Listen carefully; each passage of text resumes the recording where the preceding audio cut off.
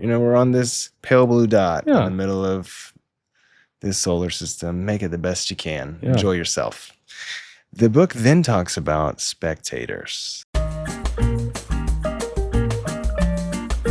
Welcome back to another episode. We're so excited to have you for our continued journey discussing our favorite book at the moment, The Penis Book, which we've both read in the past. But we thought this would be a great way to provide a different sort of source of information. Yeah. Typically, we come on here and we just talk and we either discuss articles or clinical literature that I've read somewhere.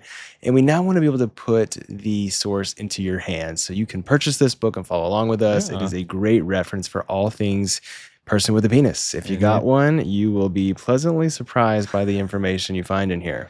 And it's available to anyone. It's probably $15 in your local bookstore. Today, we're going to be discussing chapter 6. This one is controversial. This one is going to raise a lot of questions, doubts, and riots. Riots. Absolutely. So we're going to be going under Sex, Lies, and Videotape, the hard facts about pornography. So this chapter really reviews data that the urologist who wrote this book found in regards to people who work in the adult entertainment industry, people who consume adult entertainment, and some of the questions that his patients and that others have commonly asked. And it starts by explaining again that the average male penis is between 5 and 6 inches. Yep. The average intimate episode lasts about 6 minutes. And so we already have this information understanding when you watch a adult entertainment videotape, they're usually longer than 6 minutes. Oh, yeah. And the guy's usually longer than 6 inches. Oh, yeah. So we're already at this headspace of feeling inadequate when we go into this journey. Porn can be a very healthy thing for people to use to break taboos, to spice up their relationship. Learn your positions, maybe. Yeah, exactly. But it can also be addictive, and it can also damage. You can be comparing yourself to the actors on screen. And like we said before, comparison in this field is not, the most realistic, right? Because, as we learned, the average size penis, it's not, what we see in pornography, because in pornography, they all have, massive dongs. Exactly. Well, you wouldn't want to watch an average height player with an average game play baseball or basketball. You don't want to see average entertain you. It's adult entertainment. It's supposed to be exaggerated. It's supposed to be, the best of the best. Yeah. That's why we're watching it. And so it also then talks about how men can easily become desensitized to sex with their partner because they're seeing such high definition close-up views of things that they wouldn't see in a typical sexual experience. They're also seeing actors either exaggerating their response or exaggerating their abilities. And that can take you out of what is reality. And so it talks a lot about how men can be confused in what to expect in a real sexual encounter when they are only able to focus on pornography. Yeah. So let's dive deeper. Let's do it. No pun intended. So the author was able to find some research on how well porn stars rated their profession and what they found in regards to how satisfied they were with their work. And this isn't for everyone. There are porn stars we know who love what they do. Not that we know very many, but we know some and they love what they do. But there's some out there who maybe don't. The clinical evidence that this author found really boiled down to interviews. It says, interviews with porn stars reveal that being hard at work is indeed hard work. The average 20-minute clip can take about 4 to 8 hours to film. This entire time, the male porn star must be able to achieve an erection on demand and keep it hard for hours. And this can be camera, crew, lights, and onlookers all surrounding them. Think about all the people that are behind the scenes. Yeah, for sure. And all the time that it takes to create, the 30 minutes or even less that you watch. Yeah, and the actor not only has the pressure to perform perform for the other actor there, but also the camera and all the people who are being paid for this experience. And so they're all working, and all of it boils down to maybe the people who are participating in the activity. And so that's a lot of pressure. I mean, it's already hard enough when you're just trying to perform for your partner. Oh my God. We talk about how it's difficult for some people to get aroused, to maintain erection. Can you imagine being in the setup with people watching, with people expecting you to perform? It's hard. The male porn star has to make it happen on a pinch. Wow. There's no way to fake it. There's no way to fake it. Yeah. And as it says, that's the money shot. Yeah. And when we also think of the money shot, this is what we're all trying to replicate, which is nearly impossible. Right. This person has been primed and is prepared, as professional, and this is oftentimes our only reference for what sex should look like. So as you can imagine, if you're a young person being exposed to this, or you're an older person just getting your feet wet, or you're a pro yourself and you're comparing yourself to what you know, you're always going to feel inadequate. I feel like into OnlyFans, what was available to most people was the pornography that comes from studios. Right. Now we see a shift, which is a good, because now we see a shift where amateur pornography took internet, which, now we see more, I guess, realistic. Yeah, and it has its pluses and minuses, but there's many different pros to OnlyFans. Of course, taking it out of the studios and into a person who is actually creating the content, allowing them to capitalize on their success, I think is great. But also, like you mentioned, we're seeing more normal bodies, more normal people.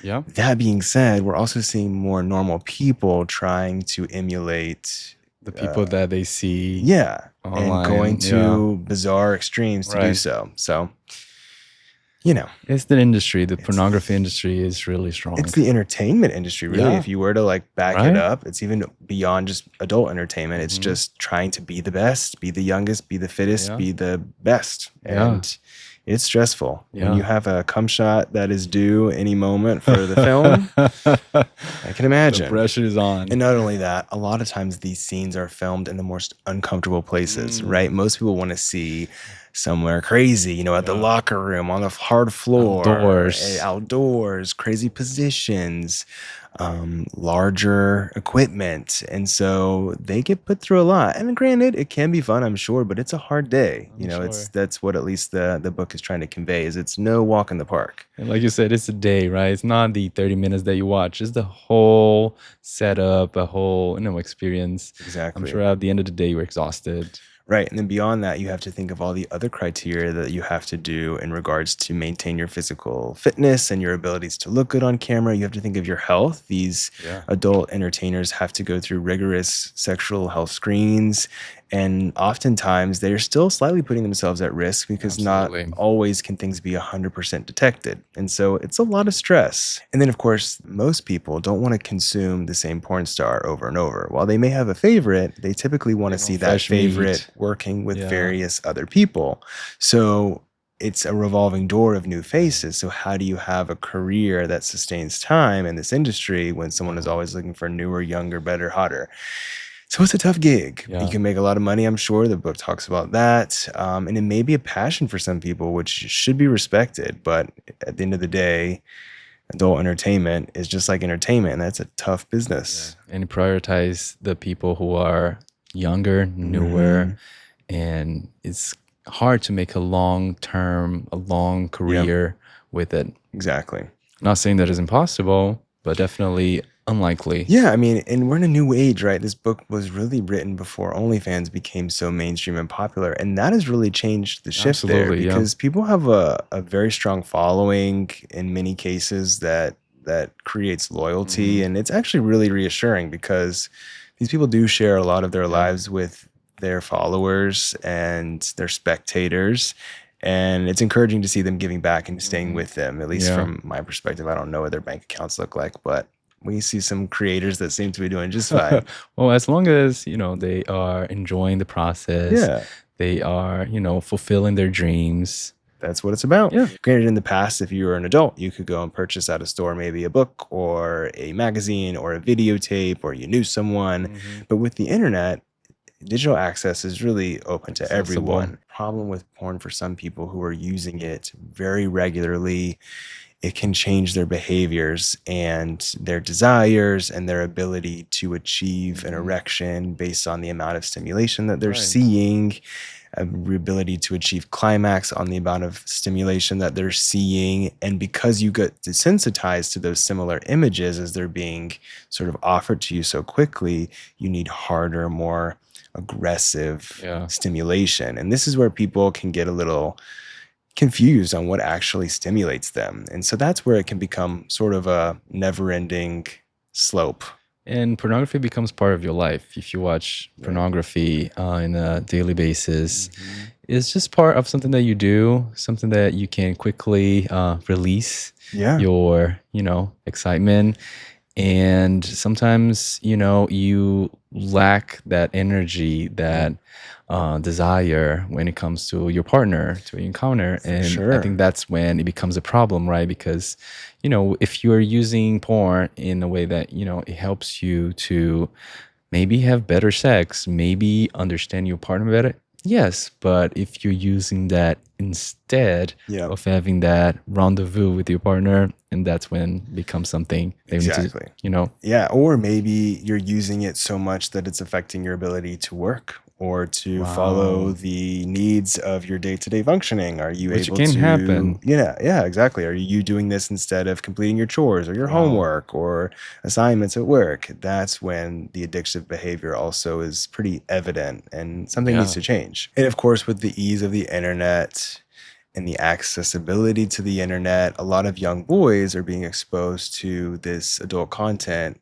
relatively early, and it's becoming their main source of sexual health information, which is increasing their discouragement, their self-esteem, their understanding of their bodies, they're comparing themselves. And we're seeing an increase in symptoms of erectile dysfunction and depression and in performance anxiety in young men, which was quite unusual, 30 years ago. That being said, there's other things happening. We're also seeing men have lower testosterone values. We're seeing men live more sedentary lives. And so a lot of those things do correlate. You can't say that porn is the cause. It's just a correlation. And we do know that because porn is becoming much more accessible, it's at a similar rate to we're seeing these young men experience trouble with sex, which had never really been at least publicized in the past. That's another issue too, is most men maybe 30 years ago weren't as comfortable talking about it, but maybe they had similar issues. We don't really know which came first, but we do know that a boy or a young man trying to learn how to have sex by watching porn is very similar to a young man learning how to drive a car by watching Fast and the Furious.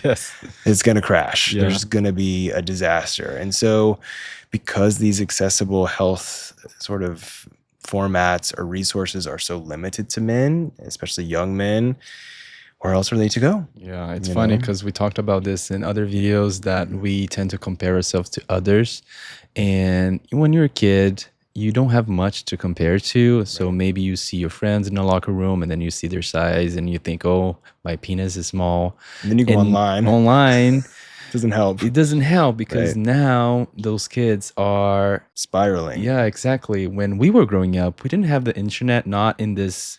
It wasn't so accessible. It wasn't, you could access adult content, but not in the capacity. Well, back in my day, to download a porn video, it would take me hours. So we it was definitely before, not very easy. Same. Not accessible. I did have access to porn, but it was very different. It wasn't like a website that you clicked a button and the video played. It was like, all right, not convenient. You better click this button and come back in 8 hours and you'll get your 4-minute clip that you're going to delete right after. Exactly. So yeah, not the most convenient. Now you can just click a button and you can watch hours of pornography. Another interesting thing that some men will find a new fetish or something that they're interested in sexually through porn, but they don't know how to use that in their relationship. They're scared to bring it to their partner's attention because they think the activity is taboo or deviant. And the actual evidence shows that when their partners were surveyed, their partners were more than willing to be open to the idea. It's just there was a lack of communication, which is usually the issue in most relationship problems.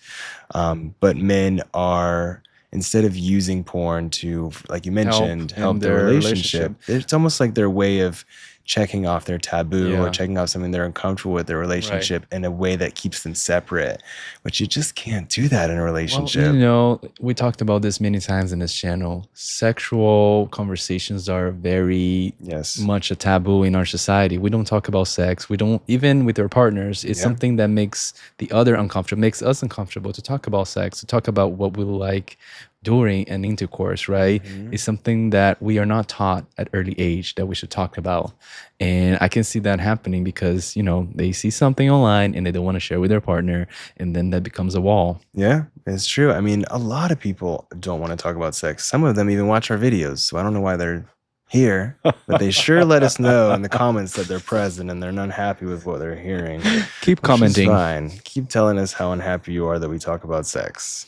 But yeah, you know, it's tough, but somebody's got to do it, and you just got to break the stigma, because again, you can't compartmentalize things, especially when it comes to sex in your relationship. That will never end well.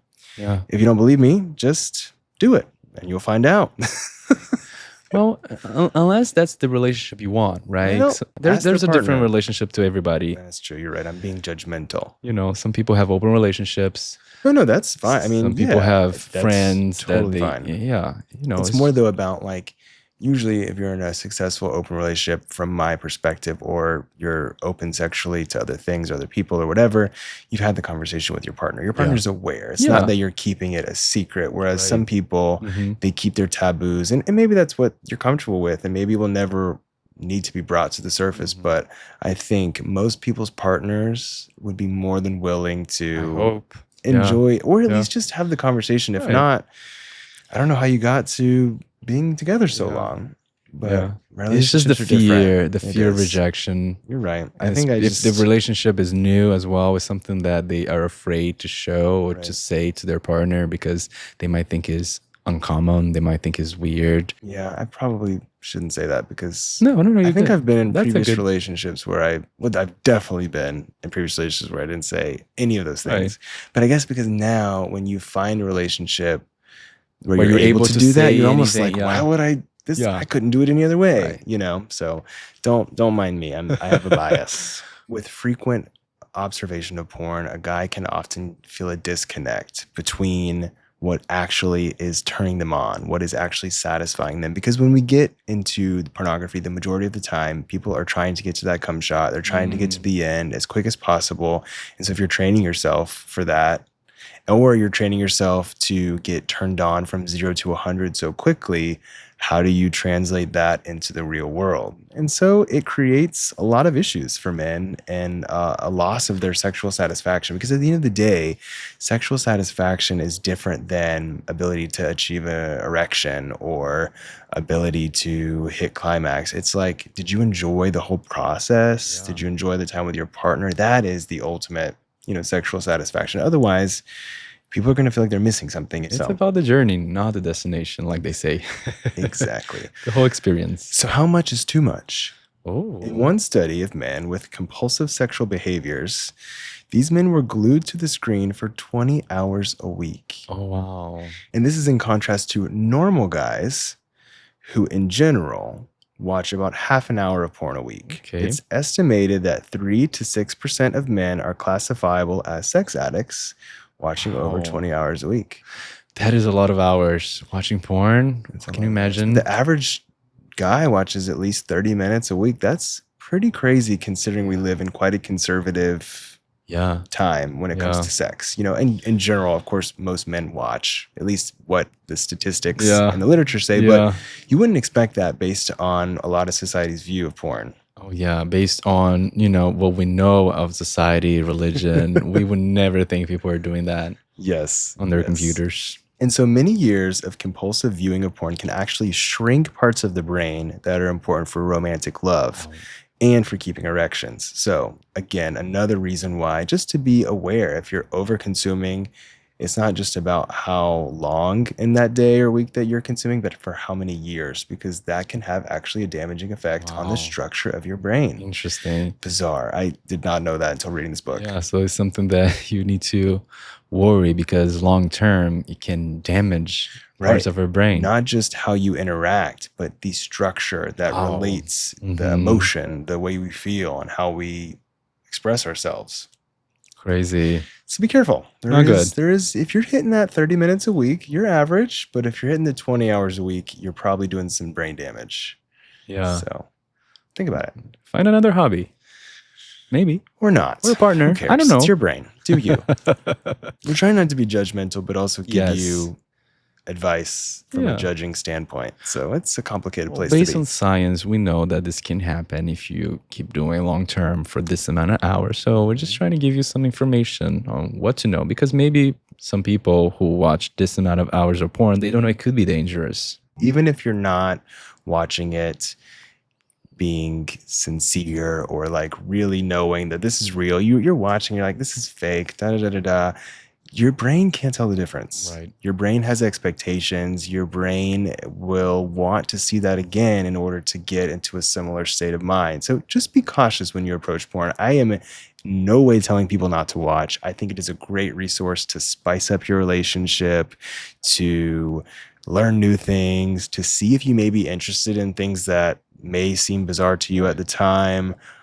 But just know that with everything, there is a limitation. You Consume in moderation. Balance. Exactly. Consume in moderation. So we will leave you with that. We are so glad we got to share chapter 6 of the Penis book with you. We will be back next week for another chapter and another set of pajamas. I'm so happy that we're getting to use our pajamas. I know. Because we are a big fan of pajamas, which is, don't have the... where do you wear pajamas? Yeah. Right at home. Right in our podcast.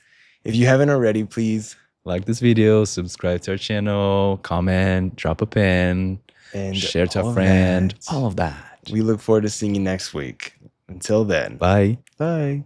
I miss Lovely. Actually, Lovely is right over there, but Lovely just prefers to be inside for these types of things. She is shy and she doesn't like to be outside. It's cold. Yes, she doesn't have pajamas. We have pajamas. We need pajamas for Lovely.